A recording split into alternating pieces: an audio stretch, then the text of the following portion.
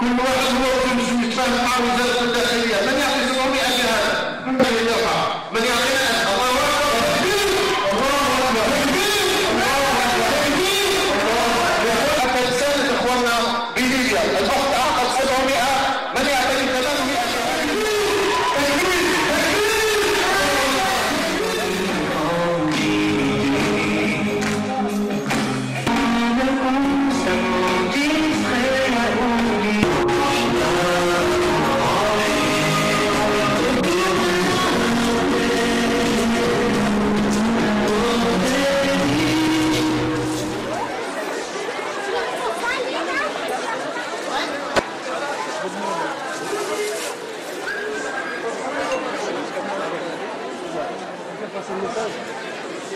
Préparez vos prénoms sur ça.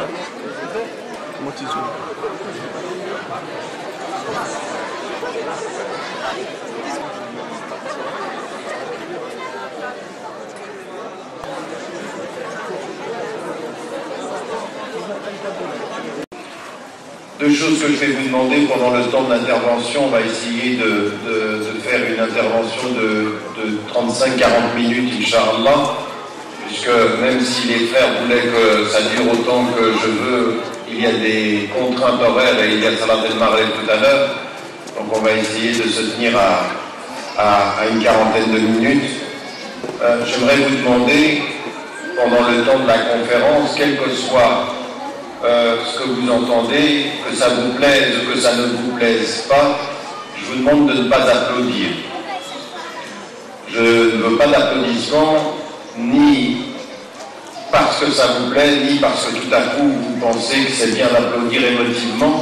Vous aimez bien que les conférences que vous écoutez soient des conférences avec une certaine substance et une certaine structure. J'aimerais vous dire de la même façon que on confond parfois des rencontres comme celle-ci. Je comprends qu'émotivement on a envie de manifester quelque chose, mais à un moment donné, quand on entend quelque chose d'intéressant, il vaut mieux prendre 15 secondes de silence et y méditer que de réagir émotivement et d'applaudir. Les 15 secondes que vous prenez pour y réfléchir vous donnent de la substance et vous font réfléchir. L'émotivité vous fait réagir au plaisir, mais pas forcément réfléchir au sens. Donc, et c'est même bien aussi pour moi parce que c'est bon pour mon ego. Si vous commencez à applaudir chaque fois que je dis quelque chose d'intéressant, mon ego pourrait prendre possession de la personne et ça c'est pas bon. Donc, s'il vous plaît, faites en sorte de simplement, on va faire une réflexion ensemble sur le sens de la solidarité à partir de nos références musulmanes et en même temps que de nos références musulmanes, il faut effectivement réfléchir à l'universalité de notre contribution dans le domaine de la solidarité. Parce que ma contribution ici, ce que j'aimerais que vous compreniez, c'est que non seulement il faut que nous comprenions ce que nous dit notre religion, mais il faut aussi que nous comprenions en quoi le message de notre religion peut être utile à ceux qui ne la connaissent pas, ou peut être utile et peut contribuer à réfléchir à des façons alternatives sur la question de la solidarité. Et ça doit être vrai partout, ça doit être vrai dans tous les domaines. Vous savez, il y a un poète français qui s'appelle André Breton, qui est l'un des poètes du surréalisme, et qui avait une réflexion tout à fait intéressante. Elle est tout à fait intéressante, c'est un homme qui ne croyait pas en Dieu, et il a une réflexion intéressante, il dit, mais au bout du compte, je suis en train d'écrire de la poésie, je suis en train d'écrire, et il faut que je me pose la question de savoir quel est mon rôle sur la terre. À quoi je sers sur cette terre?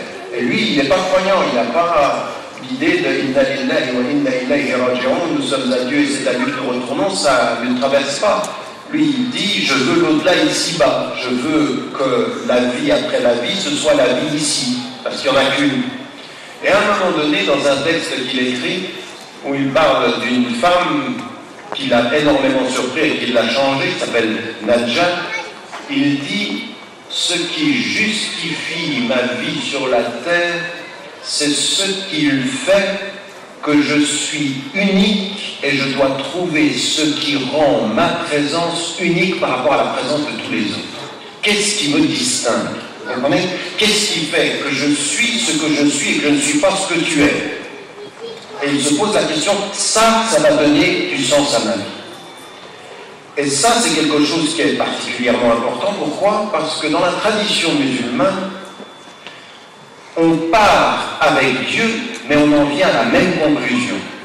En d'autres termes, qu'est-ce qui fait que tu es là devant Dieu et qu'il t'a donné ce prénom par l'intermédiaire de tes parents, ce corps par l'intermédiaire de l'enfantement, cette identité, et qui fait que tu es ce que tu es, et qu'un jour, le jour du jugement dernier, tu reviendras seul témoigner de ce que tu as été. Qu'est-ce qui fait que tu es ce que tu es et qui te distingue des autres? Vous voyez, ça doit être une des questions fondamentales. Finalement, une vraie question. À quoi sers-tu? Que sers-tu? À quoi sers-tu? Et qui se sert de toi? Vous m'avez suivi? Il y a des gens, ils servent à rien, ils servent personne et on se sert d'eux. Alors là, c'est la totale. Et on est souvent comme ça, nous. On ne sert pas à grand-chose, on se sert de nous pour gagner des élections, on ne sert pas à grand-chose dans la société. Et en même temps, on ne sert pas et on n'a pas cette particularité de réponse à cette question. Et là, il faut que nous revenions à cette question-là.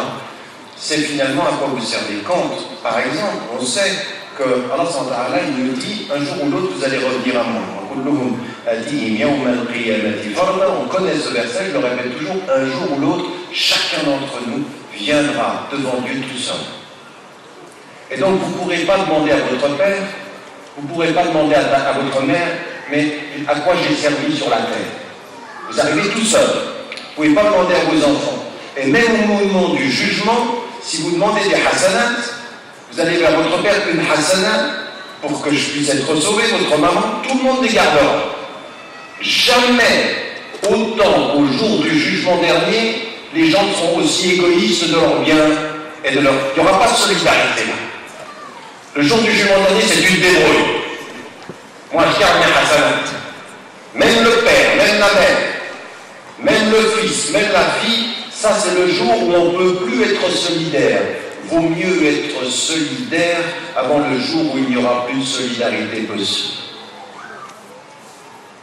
Et ce jour-là, il vient. Mais on ne sait pas quand il vient.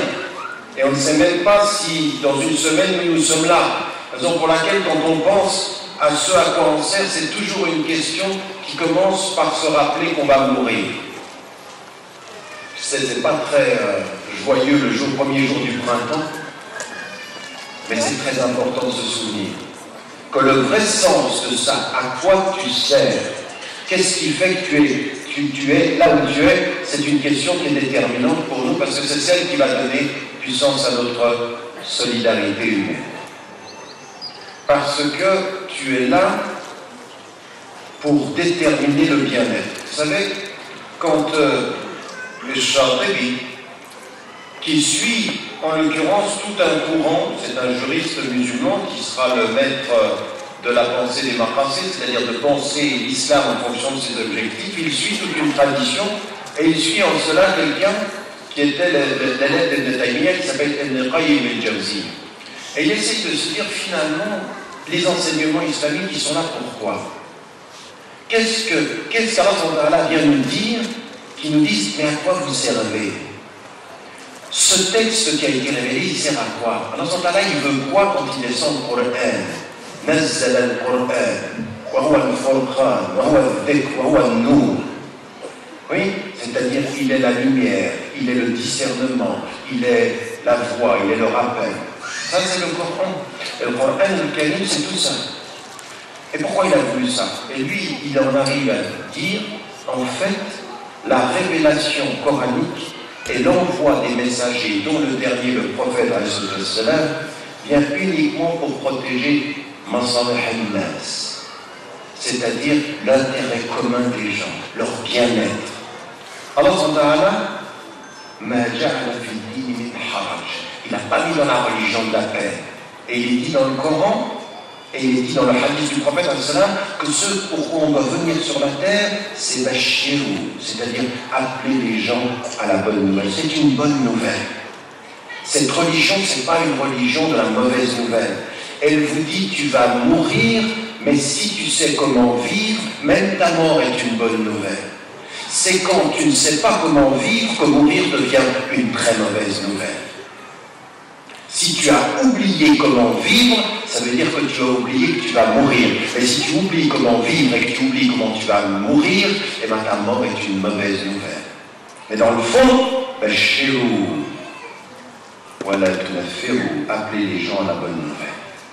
Et la bonne nouvelle, elle est basée sur quoi? Yassiru, voilà, c'est-à-dire faciliter les choses et ne les rendez pas difficiles. Donc on a un message qui va nous dire cherchez à quoi vous servez dans l'intérêt des gens en facilitant la voie et en appelant la bonne nouvelle. Je viens de synthétiser toutes les 4 dimensions que j'ai commencé à dire. Vous m'avez suivi? Il faut suivre. Hein. Si je vous demande de ne pas applaudir, c'est que vous devez suivre. D'accord? Appelez à la bonne nouvelle dans la facilité, en sachant à quoi vous servez et ce qui vous distingue des autres aussi, qui fait que vous êtes différents. Et là, ce qui est important dans cette perception-là, c'est comment voulez-vous faire cela si, devant Dieu, vous n'avez pas un statut d'autonomie. Comment vais-je savoir que je suis distinct de toi, que je dois servir à quelque chose sur la terre, que je dois appeler à la bonne nouvelle, que je dois faciliter les autres, si je ne suis pas libre? Je dois être libre. Et Romain, notre rapport quand il dit, est-ce que vous allez faire des gens qui deviennent des esclaves, quand leur mère les ont fait naître libres? Il est en train de dire l'un des éléments essentiels de l'islam. Si l'islam est une bonne nouvelle, c'est qu'il demande aux gens de trouver la voie de la facilité dans la bonne nouvelle devant Dieu, mais avec une condition. Tu ne trouveras la voie de ta distinction et de la facilité que si tu es un être libre. La première des solidarités humaines en islam, c'est celle qui fait qu'on donne les moyens aux hommes de leur liberté. Ça commence par ça, c'est-à-dire que quand les gens viennent vers vous et qu'ils vous disent les droits humains, nous avons dans la tradition musulmane quelque chose qui n'admet aucune discussion. Toute structure sociale, structure politique, réalité économique, qui met les gens dans la pauvreté, qui met les gens dans la dépendance, qui met les gens sans capacité d'être autonomes, n'est pas acceptée par l'islam parce qu'elle empêche l'homme de pouvoir être devant Dieu responsable de son être. Et c'est pour ça que nous sommes solidaires. Nous sommes et nous devons être, d'autres distinctions, les garants de la liberté des hommes pour que chacun puisse répondre à ses responsabilités. Ce pourquoi nous nous levons devant les dictateurs, c'est qu'ils empêchent la liberté. Ce pourquoi nous nous levons devant les multinationales, c'est parce qu'elles provoquent de la pauvreté. Ce pourquoi le prophète, quand il arrive à Médine et qu'autour de Médine, de sa mosquée, il y a les pauvres, c'est qu'il n'y a pas de relation possible avec Dieu si autour de cette relation avec Dieu, il n'y a pas la libération des pauvres. Vous le faites comme vous voulez, mais tout enseignement islamique qui ne pense pas la présence du musulman droit devant Dieu pour libérer les pauvres de leur aliénation, libérer les illettrés. Et regardez comment sont les enseignements islamiques. Autour de la mosquée, qu'est-ce qui se passe? Autour de la mosquée, il y a des pauvres, et même sa fille, Fatima, qui est la fille du prophète, elle va s'occuper des pauvres de Soufa, qui sont tout autour de la mosquée. Il les met à côté de la mosquée. Il n'a jamais fait en sorte qu'on cache les pauvres. À tout musulman devant Dieu qui sait ce que l'islam veut dire, il faut avoir la conscience du pauvre pour avoir la conscience de Dieu. Il faut avoir la conscience de Dieu proche du soutien du pauvre. Pourquoi? Parce que ce que l'on veut, c'est des êtres autonomes. La pauvreté, comme il est dit dans le hadith du prophète il a le kouf. À force de trop de pauvreté, vous pouvez en arriver à nier Dieu. En d'autres termes, vous reconnaissez Dieu avec une certaine aisance. Vous ne pouvez pas admettre qu'on laisse les gens dans leur pauvreté, parce que dans leur pauvreté, on les pousserait à nier qu'il y ait un Dieu de miséricorde et de compassion. Vous comprenez, c'est comme ça qu'il faut comprendre l'islam. Il faut le comprendre avec les exigences premières, où on se situe, comment on se situe devant Dieu. Dans un vrai souci de liberté, dans un vrai souci d'autonomie. Et là, vous allez comprendre maintenant comment va se structurer votre religion. Des choses que vous répétez tous les jours, il faut payer la zakat, il faut s'occuper des pauvres. Mais ça, il faut le placer dans l'exigence première. Parce que notre enseignement islamique nous inscrit là-dedans. Alors écoutez bien, le prophète il met les pauvres tout autour de la mosquée. Parce que tu rentres dans la mosquée, tu vas te prosterner devant Dieu, tu vas dire à Dieu tous les remerciements. Et tu sors de la mosquée, et qu'est-ce que tu vois? L'expression de tes propres insuffisances. Si dans ta société, il y a des pauvres, c'est que ta société n'a pas offert les bases du principe islamique. Tu dois encore travailler. Donc tu sors de la mosquée, tu es en face au pauvre, pas pour que tu deviennes un être de la pitié, mais un être de la conscience. Et c'est ce qu'il fait en situation de guerre. Regardez les types de la guerre. Où est-ce que vous avez ça? Quelqu'un qui dit aux prisonniers, je prends ton savoir et j'offre la liberté. Aujourd'hui, qu'est-ce qu'on a dans les majorités des pays musulmans? Qu'est-ce qu'on a dans la majorité des pays musulmans? Des gens qui sont prisonniers, torturés. On ne paye pas pour l'éducation et on torture les prisonniers.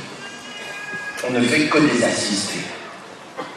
Une fois qu'on a dit ça, maintenant on revient et on comprend. J'aimerais que vous compreniez cette philosophie-là.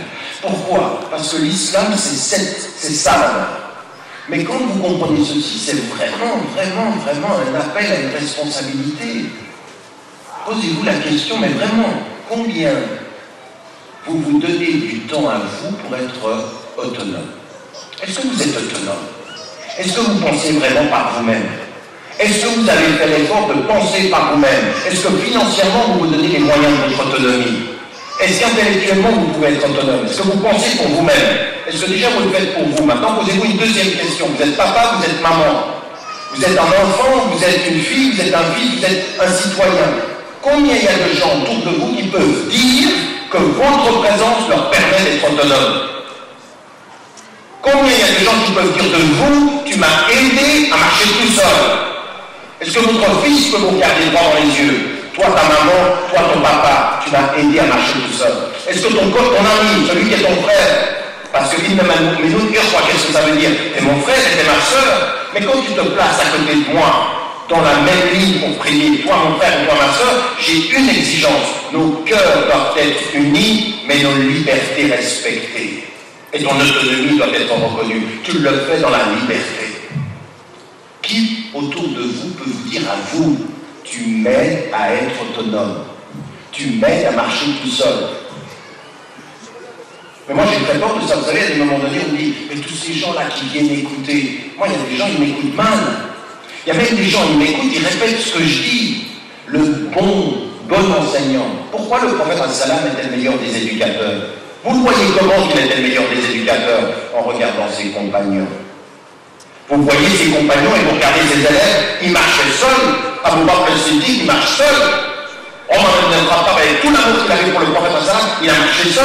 Ce sont des gens qui ont suivi le maître, mais quand le maître a disparu, ils sont devenus des maîtres. N'est-ce pas? Ils sont devenus des maîtres autonomes. À un moment donné, moi, quand je vois les gens dans la salle, ils répètent ce que je dis. Et ils ont l'impression que, mais ça, c'est penser par procuration. Penser par procuration, c'est pas penser, c'est répéter. Vous savez comment ça s'appelle en langage biologique? Un perroquet. Un perroquet. Il répète. Et il est content de la tournure des phrases. Il dit, tu parles bien, mais je m'en fiche. Je m'en fiche de parler bien, ce qui est important, c'est la substance. Est-ce que tu comprends? Est-ce que tu l'as emmagasiné? Est-ce que c'est devenu toi? Est-ce que tu es autonome? D'être un assisté intellectuel, c'est être un assisté. Tu ne la vois pas, mais tu as une béquille dans la tête. Tu marches avec une béquille, tu es un handicapé intellectuel. Vous me suivez? Mais la première des solidarités, c'est ce que disait l'intellectuel américain qui disait de son professeur il ne m'a pas enseigné à penser comme lui, il m'a aidé à penser sans lui. Vous voyez la différence? Autonome. Et les compagnons sont autonomes, ils cherchent des solutions, ils sont créatifs, ils veulent rester fidèles, mais ils sont autonomes. Et en islam, si vous n'avez pas compris ça, l'exigence est le hurriya, parce que la responsabilité, pourquoi? Quand vous lisez le Coran,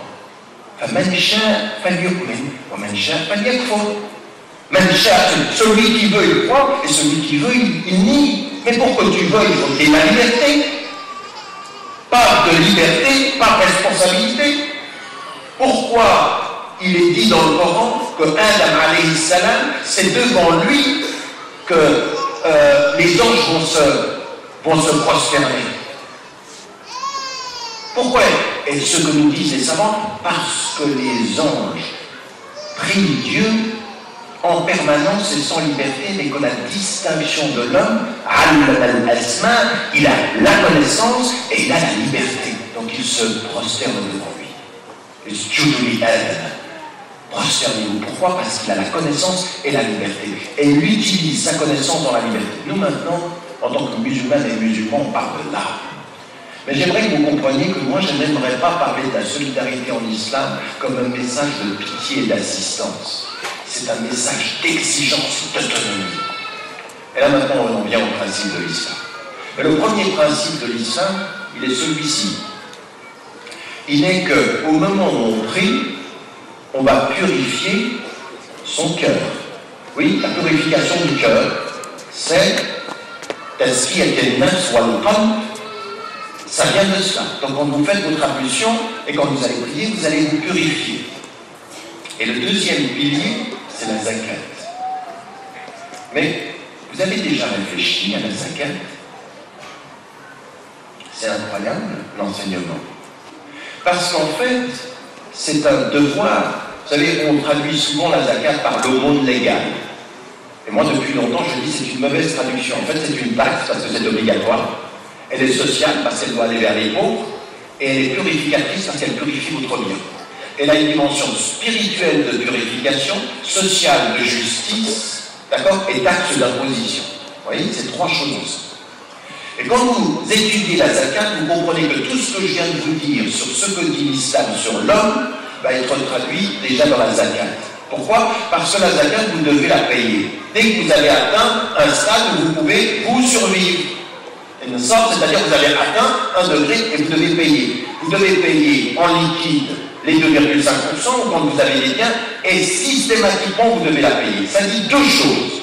La première des choses, c'est que vous ne pouvez pas garder de l'argent sans travailler avec cet argent. Vous ne pouvez pas, ce qu'on appellera en langage économique élémentaire, thésauriser. Garder l'argent en disant c'est ma richesse. Non. Parce que si chaque année vous devez donner 2,5%, au bout d'un moment vous n'allez plus rien avoir. Après 50 ans, vous n'avez plus rien. Donc vous devez faire travailler votre argent. Mais la deuxième des choses, c'est que ce que vous avez dans le Coran, c'est c'est-à-dire c'est un droit stipulé, donc il vient sur le pauvre. Ce qu'on a dans les sociétés occidentales, qu'on avait aussi en Suisse, qui s'appelle quoi? Le droit du pauvre. Et le droit du pauvre, si c'est le droit que j'ai sur ton argent, la chose que ça dit, c'est que j'ai pas à te dire merci. C'est mon droit. Et si tu ne me le donnes pas, ce que dit Abu Bakr al-Siddiq, c'est que je peux faire la guerre à celui qui ne reconnaît pas mon droit sur sa richesse. Le droit du pauvre sur la richesse du riche.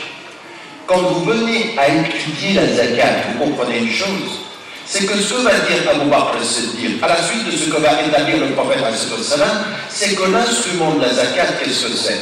On prend de l'argent, c'est le droit du pauvre, et on le lui donne avec une idée qui est importante, c'est que la zakat n'est pas destinée à assister la personne. On doit lui la donner pour lui donner les moyens de s'autonomiser financièrement.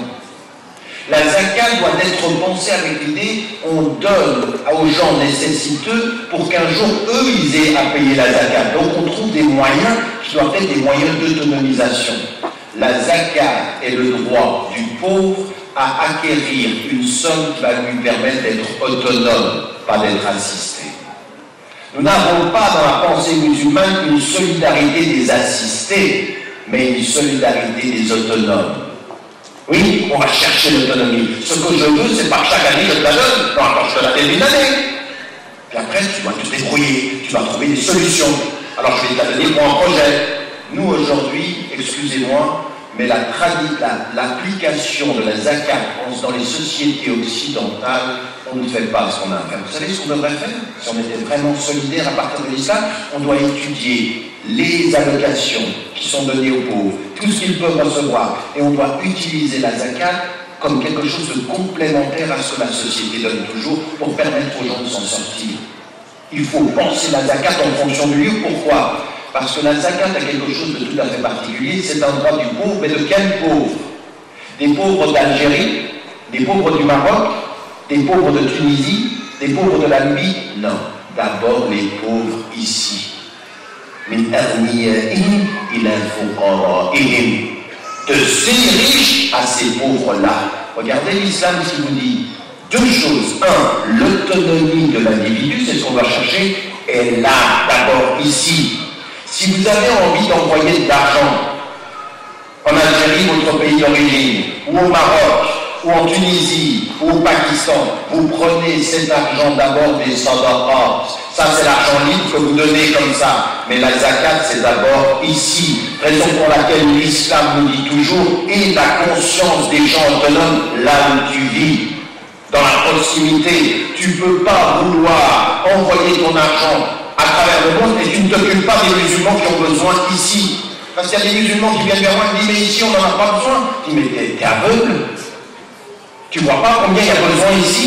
Tes frères africains musulmans, tes frères qui viennent d'Europe de l'Est musulmans, ils n'ont pas besoin de ton soutien ici.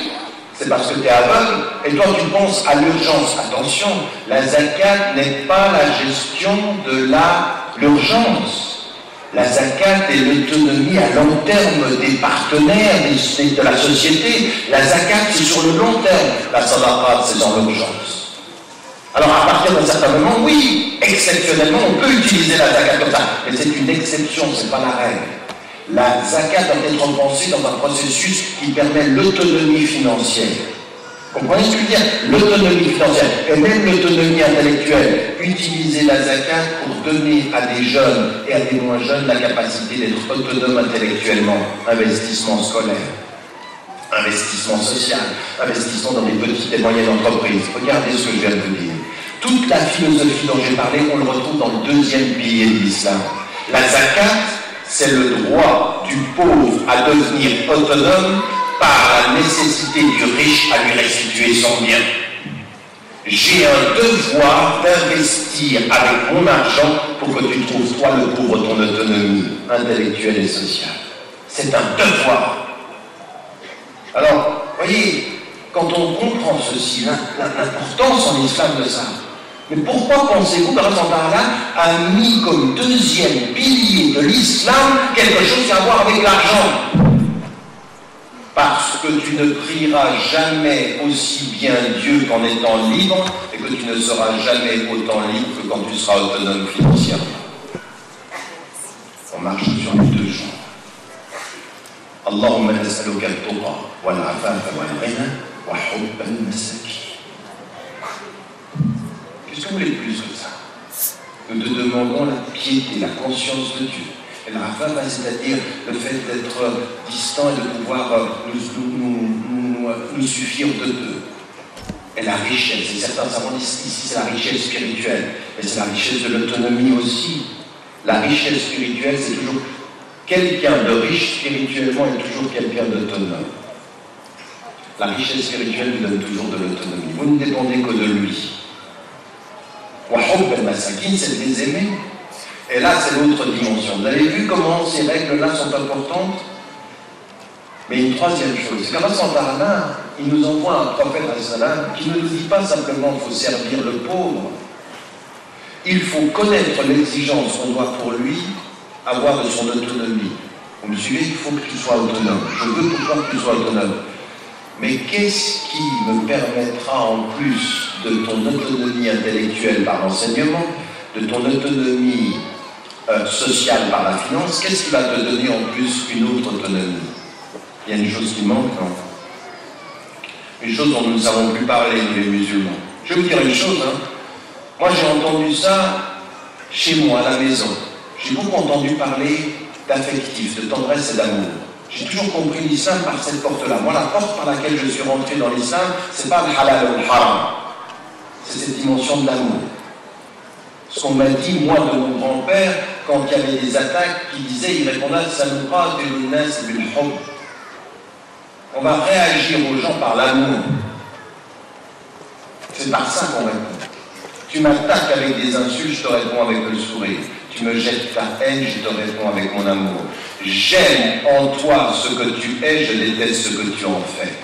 Je suis capable de voir en toi ce que Dieu a fait, et je n'aime pas ce que toi tu fais de ce que Dieu t'a donné. C'est pas facile ça, parce qu'il faut sortir de son ego, il ne faut pas dire, toi tu ne parles pas comme ça, moi. Des fois il faut le dire quand même. Des fois il faut dire aux gens, quand tu ne parles pas comme ça. Sinon on est des lâches. Il y a beaucoup de lâches qui vous font passer leur lâcheté pour de la sagesse. C'est des gens lâches sans beaucoup de sagesse. À un moment donné, il faut dire non, quand tu ne me parles pas comme ça. Mais ce que je veux dire par là, c'est que Allah il nous fait dire dans l'invocation du prophète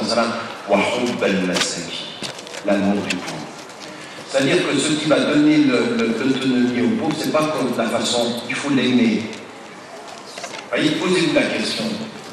Moi, je ne sais pas comment la pauvreté dans votre vie, elle se situe, simplement à des moments donnés où, pendant le mois du Ramadan, on devient plus généreux. Le prophète, il était généreux tout le temps et plus pendant le mois du Ramadan. C'est pas il était généreux jamais et seulement pendant le mois du Ramadan comme on est en train de devenir. Nous, on trouve le prétexte du Ramadan pour ne rien faire pendant 11 mois. Donc lui, il était plus pendant le mois du Ramadan. Mais ce qui est important ici, c'est de se rendre compte dans... Moi, je dois finir, hein, je me suis laissé aller. Je vous ai dit ça quand je suis... Et là, j'avais encore 3 points à faire, j'ai même pas 5 minutes. Ah, je ne sais pas. Qu'est-ce que je disais?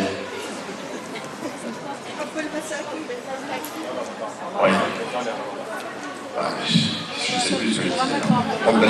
Mais c'est gentil de me dire le mot, mais je ne sais plus ce que je disais. Mais c'est pas grave. Je reprends.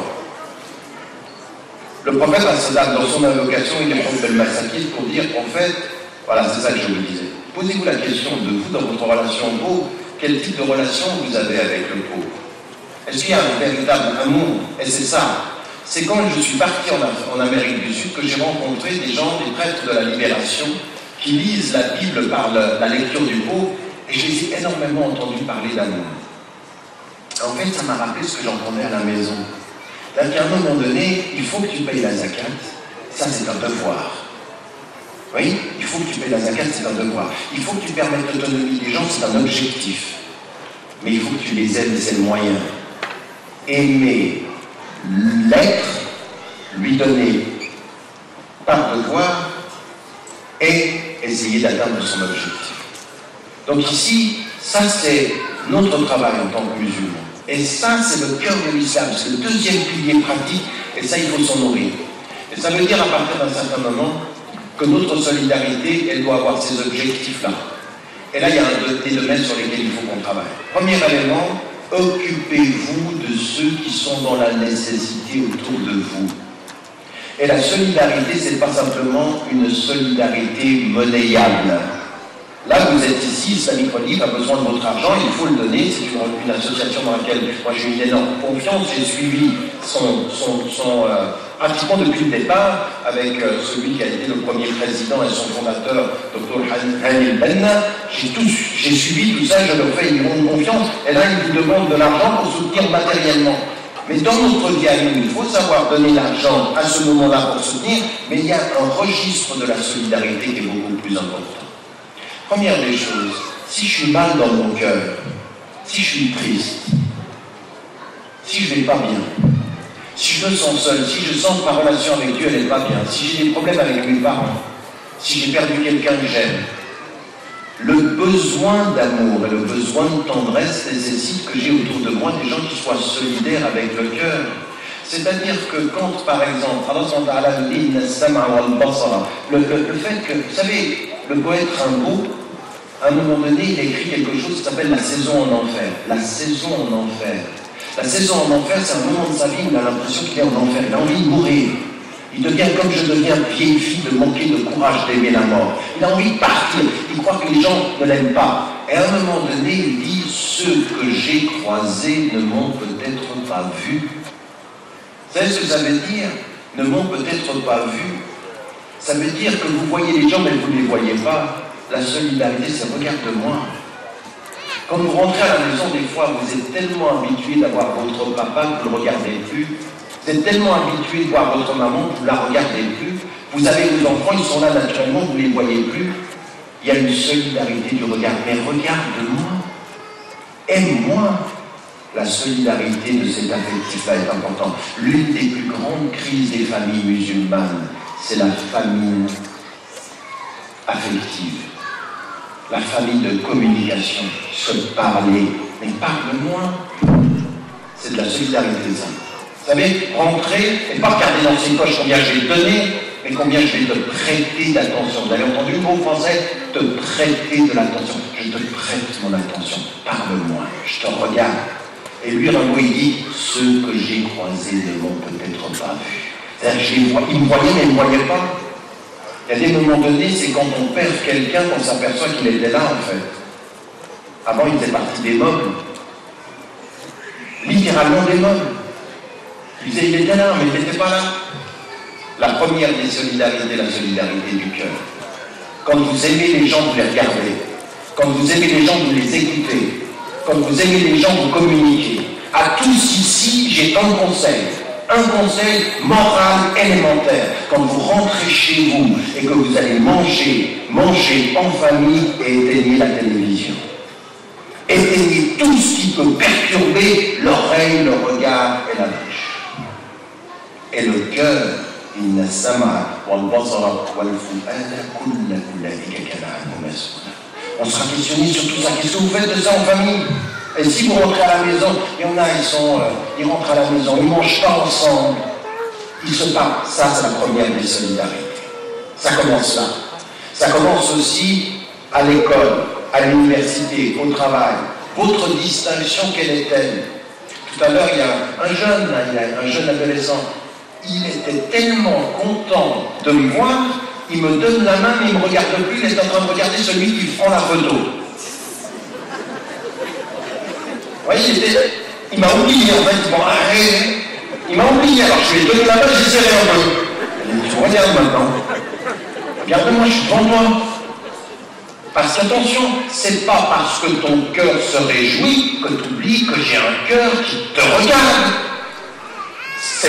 On n'est pas égoïste même avec ses sentiments. Vous voyez ce que je veux dire? Cette solidarité-là, elle est importante. Ensuite, la solidarité intellectuelle. C'est-à-dire là où nous sommes, réussir à faire en sorte que nous soyons dans une... Je vais terminer tout de suite. Que nous soyons dans une communication, que nous soyons dans un échange intellectuel. Et ça ne suffit pas, ça. Là maintenant, qu'est-ce que vous faites intellectuellement pour vous devenir autonome vous-même? Vous lisez? La première solidarité que vous avez par rapport à vous-même, c'est de la lecture, de façonner une intelligence, mais c'est aussi de dialoguer, de discuter, de débattre. Et de donner ça à vos enfants. Équipez vos enfants intellectuellement, équipez-vous intellectuellement, soyez équipés. S'équiper intellectuellement, c'est devenir autonome. Donc il y a une solidarité intellectuelle. Et puis il y a une solidarité sociale, celle dont on parle, financière, économique, le soutien. Donc toutes ces solidarités-là sont importantes. Et il y a une dernière solidarité. Et celle-ci, elle est aussi très importante, on en a parlé aujourd'hui. Quand on parlait, bien, de notre frère, on avait une conférence, il y a un frère qui est venu nous parler de la Libye, il y a une autre solidarité, c'est la solidarité des justes. Ya ayyuha alladhina amanu kunu qawwamina lillahi shuhada'a bil qist. Levez-vous comme témoins de Dieu, devant Dieu comme témoins de la justice et de l'équité.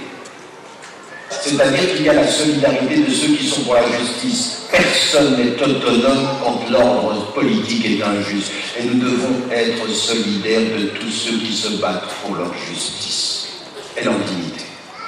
Vous ne pouvez pas avoir quelqu'un qui vous dit, ça il y a des gens qui viennent vers moi et qui disent, tu sais, mon frère, moi tes livres, j'aime bien les livres de poésie. J'aime pas les livres de politique. Et je dis, ah bon? Il dit, oui, parce que moi j'aime pas la politique. Je regarde, je dis, assieds-toi. Quelqu'un qui me dit qu'il ne fait pas politique, il n'est même pas conscient que de ne pas faire de la politique, c'est de la politique. Quelqu'un qui pense qu'il n'est pas dans l'ordre du politique, il fait de la politique, parce qu'en fait, excuse-moi, t'es un planqué. T'es un frileux, tu ne veux pas entrer dans ces affaires-là. Et les gens sont très contents avec toi comme ça. Oui? Comme il y en a certains qui vous disent, avec des pétromonarchies, on ne fait pas de politique, mais t'arrêtes pas d'en faire. Ne pas avoir un discours politique, c'est l'attitude des lâches. Moi, j'ai aimé notre ministre des Affaires étrangères, Calmiret, qui, quand les bombes tombaient sur Gaza, qui a osé dire une parole qui a dit, à ce moment-là, être neutre quand des bombes tombent sur des innocents, c'est pas être neutre, ça avait choisi son camp. Ben oui, quelqu'un qui vient vers vous et qui voit un éléphant qui est en train de s'approcher d'une souris, et qui dit, moi je suis neutre, c'est un menteur, il est avec l'éléphant. Vous me suivez? Ah oui. Donc à ce moment-là, il faut avoir une attitude de justice. La solidarité politique, c'est d'être du côté des opprimés, toujours. Je ne connais pas une conscience musulmane qui soit juste devant Dieu, qui ne soit pas solidaire des opprimés. Toujours. Nous sommes toujours du côté des opprimés. Inna Allah ya'muru bil 'adl. Oui, on sera capable de pardonner, mais on pardonne avec l'exigence première de justice. Dieu nous commande la justice. La justice, c'est le seul moyen d'avoir la paix. C'est ma solidarité politique. Et là, c'est pas avec les musulmans ou pas. Un homme injustement traité par un musulman trouvera le musulman du côté de celui qui est injustement traité. C'est pour ça qu'on doit avoir cette solidarité-là. Je vous demande aussi d'avoir ce courage-là, et qui est important parce qu'il faut s'engager de ce point de vue-là, et il faut s'engager de façon large, en sachant nos responsabilités, puis en étant ouvert par rapport à ça. Que Dieu nous aide, Inch'Allah, à le faire et à le faire avec de la dignité. Soyez un tout petit peu digne par rapport à ça. Mais j'espère que vous avez compris ce que je voulais dire au départ, ce que c'est que cette compréhension de l'islam, sur ce que c'est que l'autonomie, la liberté, l'exigence, et ensuite comment ça se conjugue. Affectivement, politiquement, financièrement, socialement, le sens de la zakat par exemple, et ensuite de la sadaqa que vous devez donner en permanence. Et en toutes circonstances, soyez sereins. Aujourd'hui, j'ai eu beaucoup de gens qui sont venus vers moi et me disent « Mais c'est dur en ce moment d'être musulman. » Mais écoutez, ce message-là que nous avons, il doit nous rendre sereins. Tawakkalu ala Allah. Je veux dire, soyez sereins, on vous attaque. Mais ce n'est pas un problème. وَإِذَا خَاطَبَهُمُ الْجَاهِلُونَ قَالُوا سَلَامًا. Et sur toi, soyez beaucoup plus sereins que vous l'êtes. Quand ces gens vous attaquent, apprenez à sourire. Apprenez à avoir un peu d'humour. Vous savez ce qu'on a beaucoup perdu, les Nord-Africains, là, on est venus en Occident, on a perdu beaucoup de notre générosité et de notre humour. On est un tout petit peu des timorés. Il faut apprendre à... C'est halal de rire. Halal de sourire. Là, tout à l'heure, j'étais avec des frères, on m'envoie un email, je reçois des emails sur les catastrophes du monde, puis il y en a un de temps en temps, il y en a un qui m'envoie un email comme ça pour rire. Et je vais arrêter là-dessus. C'est l'histoire d'un cheval et d'un mouton. Vous me suivez? C'est l'expression d'un hadith. Et le cheval, il est très mal. Il va très très mal. Et donc il est allongé, et le fermier vient voir le cheval, il ne sait pas quoi faire. Il appelle le vétérinaire. Et le vétérinaire regarde le cheval qui est malade, il lui dit « C'est très très dur. Si dans 3 jours il n'est pas debout, il faut le tuer. » Et le mouton, il a entendu. Donc quand le fermier part avec le vétérinaire, le mouton, il va vers le cheval, il dit « Écoute bien, toi, si dans 3 jours tu n'es pas debout, ils vont me tuer. » Et le cheval, pris de panique, il se lève, hop, tout va mieux. Et le fermier revient et il voit le cheval debout. Et il dit « Machallah, extraordinaire. » Il dit « Il faut qu'on fasse ça. On va abattre le mouton. » Résultat, mêlez-vous de vos affaires. Ça va